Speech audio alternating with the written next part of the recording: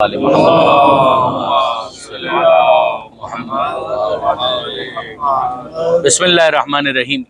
यहाँ से गुंबद खज़रा का ज़ाहिर है कि लुक बहुत नुमायाँ बहुत वाज़े है। जैसे कि मैंने अर्ज़ किया, उसके नीचे पैगम्बर अकरम का हुजरा और पैगम्बर अकरम का रोज़ा मुबारका। सामने एक दूसरा आपको गुंबद नज़र आ रहा है, रुपैला सिल्वर कलर का गुंबद। उसके नीचे मेहराब है, उसके नीचे मेहराब है, यानी जहाँ पर नमाज पढ़ाने के लिए खड़ा हुआ जाता है उस जगह को मेहराब कहा जाता है। उससे आगे की तरफ जो आपको सुतून नज़र आ रहा है ना, अब ये तकरीबी अंदाजे हैं। ज़ाहिर है कि जगह तो डिमोलिश कर दी गई, मगर ये कहा जाता है कि जो अबू अय्यूब अंसारी रज़ी अल्लाह ताला अन्हो, जिन्होंने पैगम्बर अकरम के मेज़बान होने का शरफ हासिल किया, उनका घर इस तरफ था, इस जगह पर था। आपने सुना होगा कि पैगम्बर अकरम जब हिजरत के बाद तशरीफ़ लाए यहाँ पर, तो पैगम्बर अकरम को सब अपना मेहमान बनाना चाहते थे।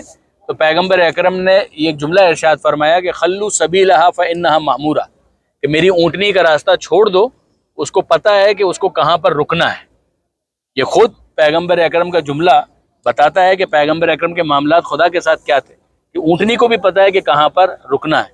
तो फिर उसके बाद ऊँटनी जहाँ पर रुकी वो ये जगह थी, जिसके बाद पैगम्बर अकरम जनाब अबू अय्यूब अंसारी के मेहमान बने रज़ी अल्लाह ताला अन्हो। और फिर पैगम्बर अकरम ने यहीं पर वो जगह खरीदी कि जो बाद में मस्जिद नबवी कहलाई, यानी जिसको बाद में मस्जिद नबवी कहा गया।